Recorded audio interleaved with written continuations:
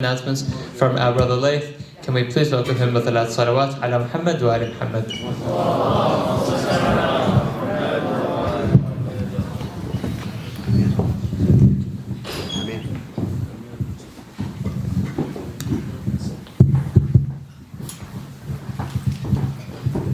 Assalamu alaikum, brothers and sisters. Just a few announcements. As you may have heard, this is the last Friday program for the year.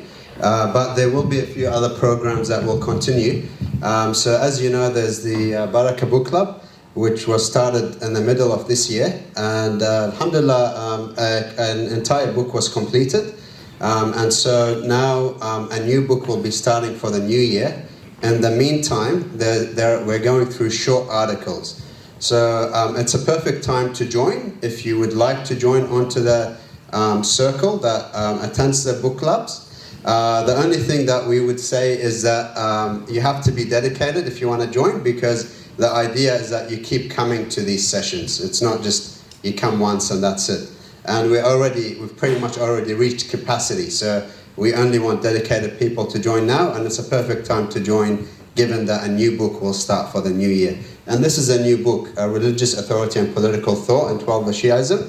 And if you'd like to join, you can always talk to Brother Nicholas, who facilitates these programs. And on the girls' side, you can talk to Sabah or any of our other members. So the next thing that we want to talk to you about is the Barakah Hawza Study Club. This is a new initiative, it's a new program.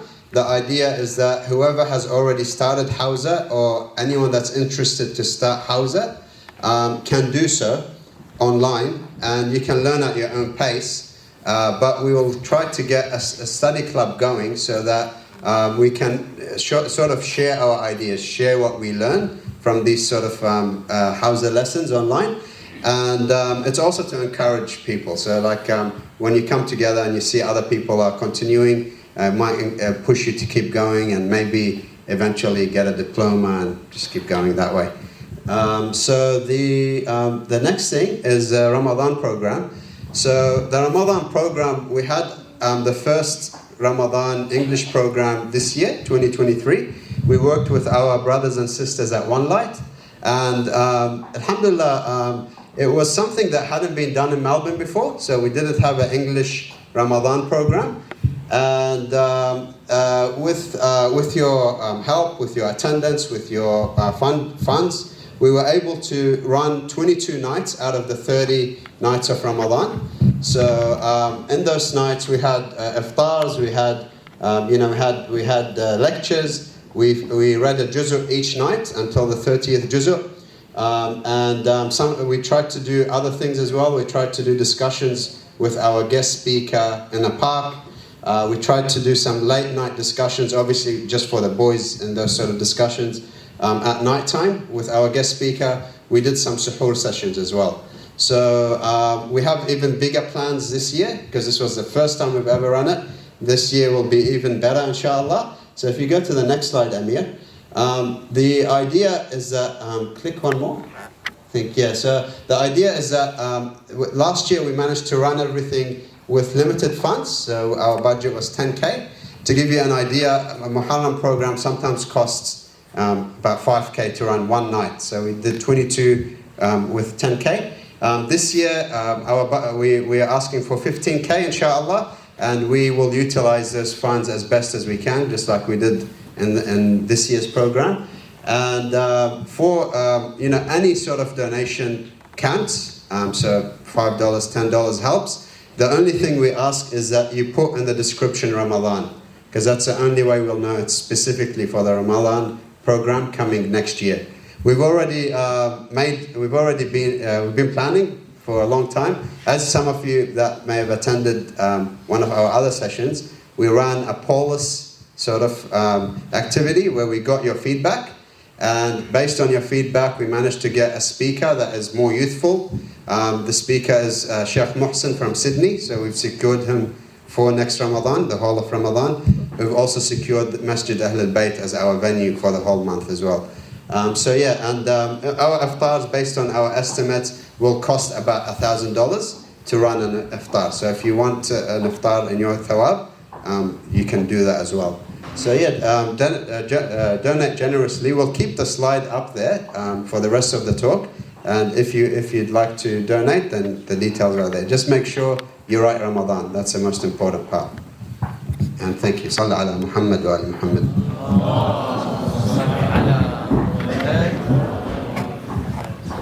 Thank you, Leif, for those announcements. And yes, as always, it's always great to have your support. Of course, there's the monetary stuff which we, need to run these day-to-day programs. But of course, just turning up, if you can't support us monetarily, is always appreciated as well. We'd now like to continue with the Emir's talk, where he'll inshallah be giving us some practical tips. Salawat.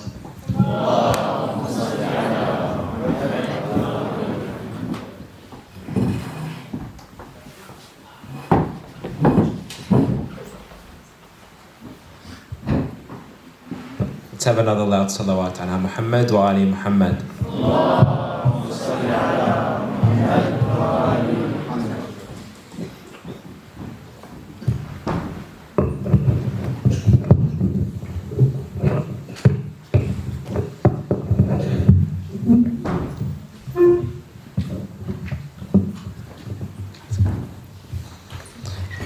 All right, so let's continue where we left off about 20 minutes ago. So last time we were talking about how we have this difficulty in this dunya that helps us get closer to Allah in the akhirah.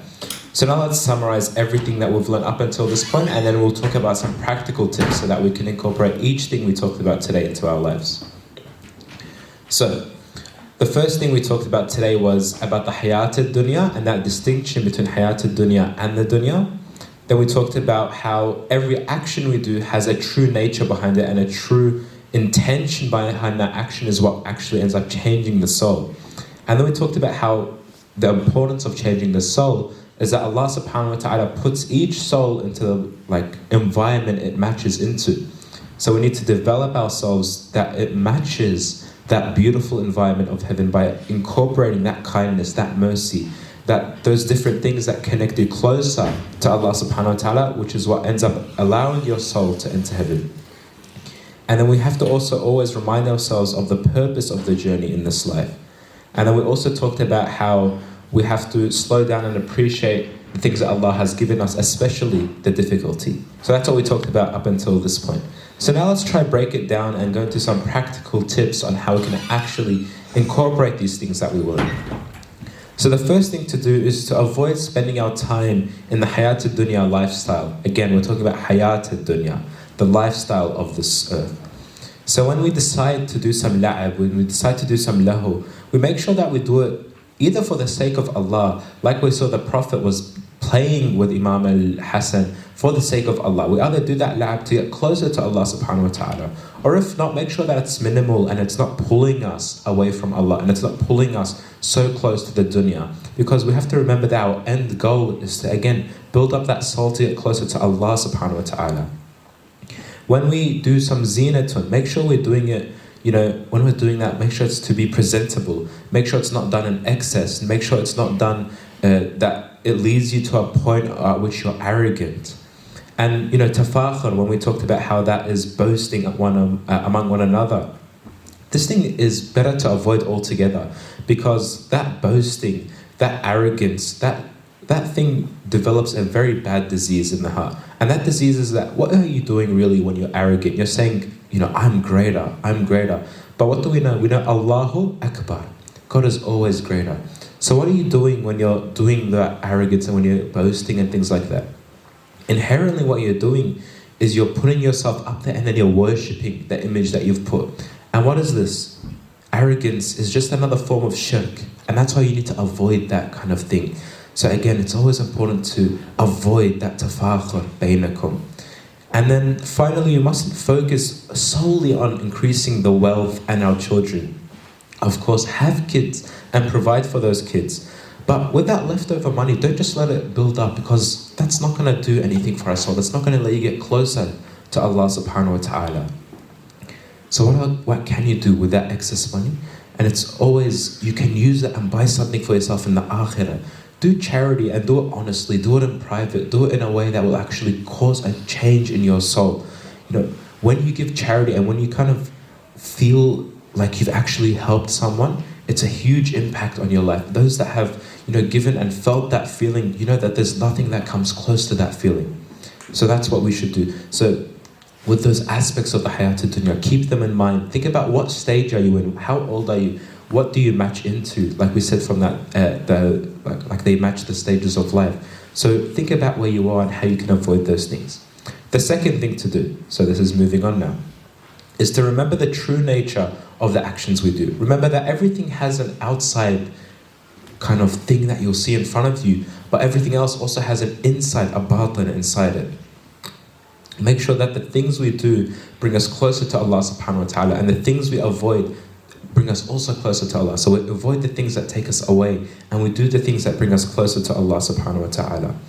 And if you're not experiencing this, if you're doing salah and you're not feeling it, if you're making a dua and you're not feeling it, think, what is my intention behind this? What am I trying to gain here? Is it that I'm trying to change my soul to get closer to Allah subhanahu wa ta'ala? Or is there an issue with my intention? Is there an issue with the way I'm approaching worship? And remember that on the other side, when you're sinning and you're making these mistakes, if you accidentally fall into sin, remember it's not just a negative minus 50 points for lying, minus 10 points for backbiting, but you're creating that spot in your heart, that dark black spot in the heart.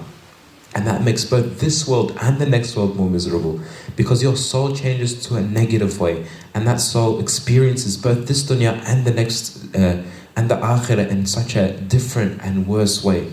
So we must remember, when we do fall into sin, make sure that you ask for forgiveness, and you ask for that forgiveness genuinely, and you really mean it and you really want to change. Now the third practical tip is to remind ourselves constantly of the purpose of the journey of this life. Don't think of it as just a test. I need to pass or I need to fail. Make sure you get that deeper connection to Allah subhanahu wa ta'ala. Use this world as a training ground and really get close to Allah subhanahu wa ta'ala through the different things you do. You need to keep that in mind and make sure that everything you do, you're developing your ruh throughout this life. And you need to make sure that you do things that Allah subhanahu wa ta'ala will be pleased with. Make sure that, when you pick to do something, it's something that the Prophet would have done. It's something that the Imam would have done. It's something that an example of yours would have done. Pick role models from the stories that we have of the Ahlul Bayt and get closer to Allah subhanahu wa ta'ala through that, and change the ruh through that. The fourth thing is to slow down in your day-to-day life and appreciate the world that Allah subhanahu wa ta'ala has created, and use that as a way to get closer to Allah.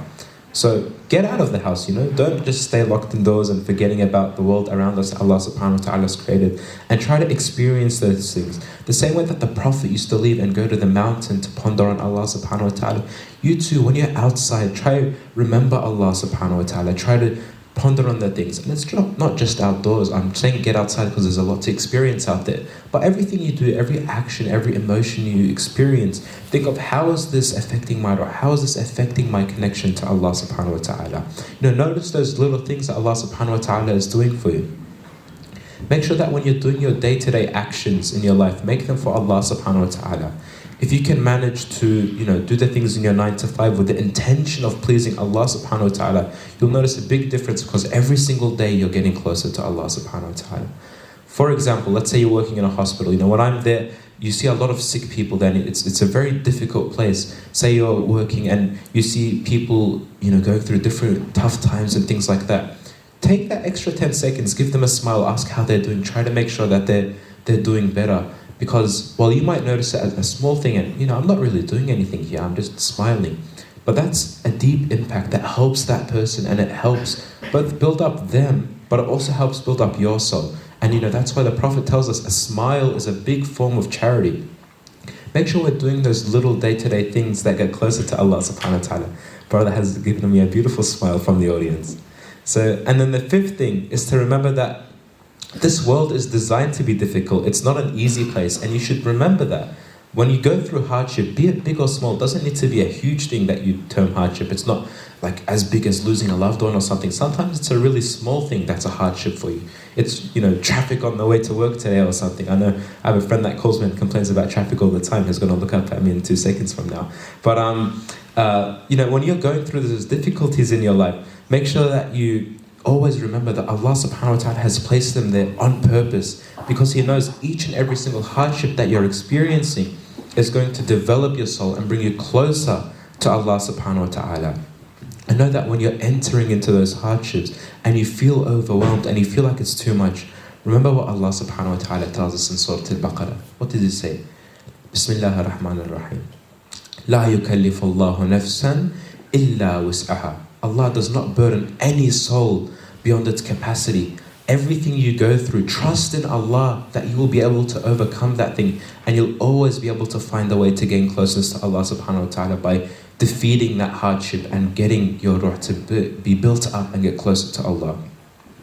And don't be afraid of doing things that are hard for the sake of Allah subhanahu wa ta'ala. Don't say, I can't do this right now, it's way too difficult, I'll never be able to do it. Remember that Allah subhanahu wa ta'ala is closer to you than your jugular vein, and is there to help you overcome and beat that hardship and get closer to Him. Because He's the one that picked out the hardship for you, and you can use that to get closer to Allah subhanahu wa ta'ala. And when you slip up and maybe that hardship took you further from Allah subhanahu wa ta'ala, use that as another opportunity to get closer to Allah. Ask for forgiveness, do it genuinely. Make dua and do it genuinely, and try to get closer to Allah subhanahu wa ta'ala. And use that time in between activities to get closer to Allah. If you have nothing to do and you're really bored, maybe try to listen to a story, try to look at a hadith, do something really small to get closer to Allah subhanahu wa ta'ala. Use those different things to gain closeness to Allah. So inshallah, we've all understood today kind of the way that we should be embarking of the journey of the soul, using Islam, using that to gain a difference in our soul, and the difference in the soul is what gets you closer to Allah subhanahu wa ta'ala, and that helps you succeed in the dunya and the akhirah. Let's inshallah all make a dua today to attain closeness to Allah subhanahu wa ta'ala and to build that bond between us and Allah. Let's all make a dua that we can really change our souls for the better and get close to Allah subhanahu wa ta'ala. I ask you all for your du'as, inshallah, and let's also make a dua for the people of Palestine. رحم الله من قرأ الفاتحة مسبوقة بالصلاة على محمد وآل محمد. اللهم صل على محمد وآل محمد.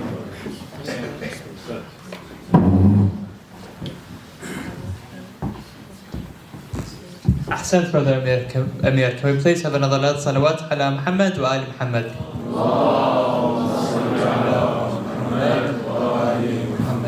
I'd like to thank you for providing us with the fundamentals about how we should regulate ourselves in Hayat al-Dunya, and making it especially entertaining with all your stories and analogies. As always, inshallah, we'll be able to use this information that you've given us today to gain closeness to Allah subhanahu wa ta'ala, both in this world and in the hereafter. We would now like to begin our interactive segment, which will inshallah be run by Brother Hussein Fiyad. Can we please welcome him with another loud salawat ala Muhammad wa ali Muhammad.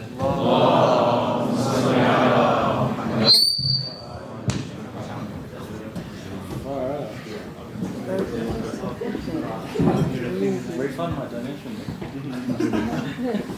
Be careful.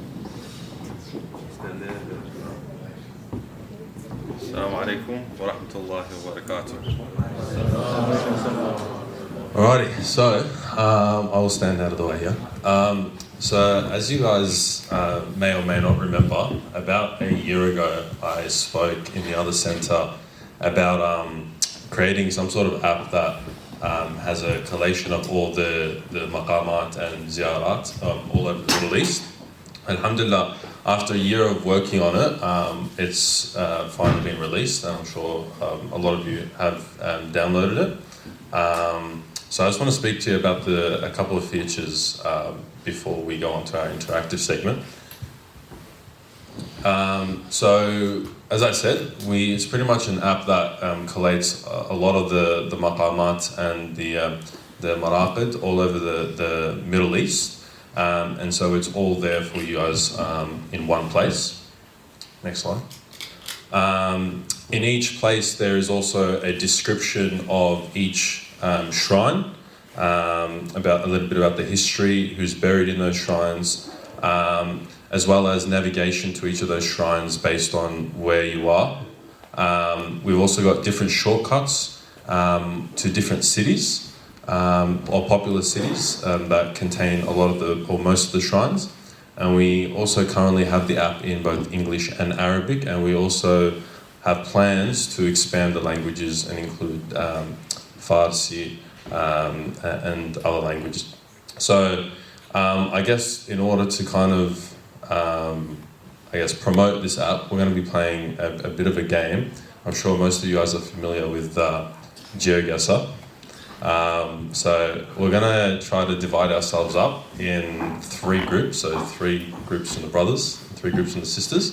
I'll give you guys 2 minutes. And for the game, you have to download the app in order for it to be helpful. So you're going to use it as a tool to help you guys, okay? So I'll give you guys 2 minutes to set yourselves up.